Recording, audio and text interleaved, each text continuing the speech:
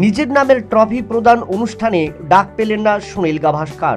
রবিবার Sydney test শেষ হবার পর বর্ডার গাভাস্কার সিরিজের শেষ ম্যাচে পুরস্কার বিতরণী অনুষ্ঠান সম্পন্ন হয়। অন্তিম ম্যাচ শেষে জয়লাভ করে 3-1 ব্যবধানে ট্রফি ঘরে তুলেছে অস্ট্রেলিয়া দল। কিন্তু পুরস্কার বিতরণী অনুষ্ঠানে অস্ট্রেলিয়া দলের হাতে পুরস্কার তুলে দিলেন অস্ট্রেলিয়ার প্রাক্তন অধিনায়ক তথা এই ট্রফির অপর নামদাতা অ্যালেন বর্ডার। যদিও মাঠে ছিলেন সুনীল গাভাস্কার, কিন্তু তাকে এই পুরস্কার বিতরণী অনুষ্ঠানে ডাকা হলো না, যার কারণে সিডনি মাঠের থেকে অপমানিত হতে হলো ভারতের প্রাক্তন অধিনায়ককে। এদিকে নানা ক্রিকেট মহলের প্রশ্ন, বর্ডার এবং গাভাস্কারের নামে ট্রফি এবং সিরিজ আয়োজিত হলেও কেন গাভাস্কারকে ডাকা হলো না পুরস্কার বিতরণী অনুষ্ঠানে?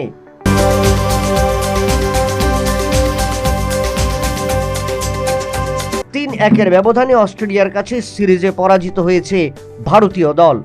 বর্ডার গাভাস্কার এই সিরিজে ভারত হেরে গেলেও নতুন রেকর্ড করলেন ভারতের পক্ষে ঋষভ পন্থ। সিডনি টেস্টের দ্বিতীয় ইনিংসে পন্থ 33 বলে করেছেন 61 রান, যার কারণে চলতি টেস্ট সিরিজে মোট 56টি 6 মেরে দ্বিতীয় স্থানে উঠে এলেন ঋষভ। শুধু তাই নয়, অস্ট্রেলিয়ার সাথে টেস্ট সিরিজে ভিভিয়ান রিচার্ড এবং ক্রিস গেইলকে ছাপিয়ে গেলেন ভারতের ঋষভ পন্থ।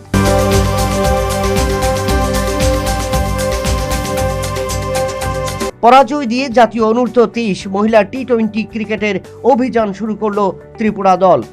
8 উইকেটের ব্যবধানে হেরে গেল শক্তিশালী চণ্ডীগড়ের কাছে। প্রথম ম্যাচে হতাশ করল রাজ্য দলের প্রথম সারির ব্যাটসম্যানরা। মিডল অর্ডারে প্রিয়া সূত্রধর সর্বোচ্চ 25 রান করে।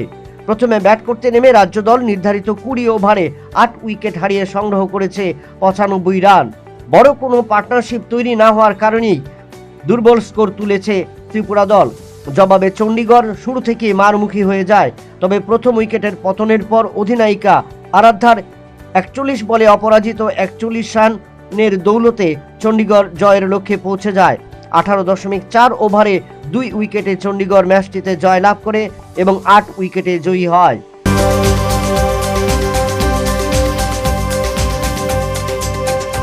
বর্ডার গাভাস্কার সিরিজের পঞ্চম টেস্ট শেষ হতেই তৈরি হয়ে যায় বিশ্ব টেস্ট চ্যাম্পিয়নশিপের ফাইনালের তালিকা। পাকিস্তানকে হারিয়ে প্রথম দল হিসেবে ফাইনালে পৌঁছে গিয়েছিল দক্ষিণ আফ্রিকা। রবিবার ভারতকে হারিয়ে দ্বিতীয় দল হিসেবে ফাইনালে পৌঁছে গেল অস্ট্রেলিয়া। তৈরি হয়ে গেল ফাইনালের দিনক্ষণ। আগামী 11 জুন বিশ্ব টেস্ট চ্যাম্পিয়নশিপের ফাইনাল হবে ক্রিকেটের মক্কা লর্ডসে। 15 জুন পর্যন্ত চলবে টেস্ট। এরপর জানা যাবে 2024 সালের বিশ্ব টেস্ট চ্যাম্পিয়নশিপের শিরোপা কোন দল দখল করেছে। Bureau report, news vanguard.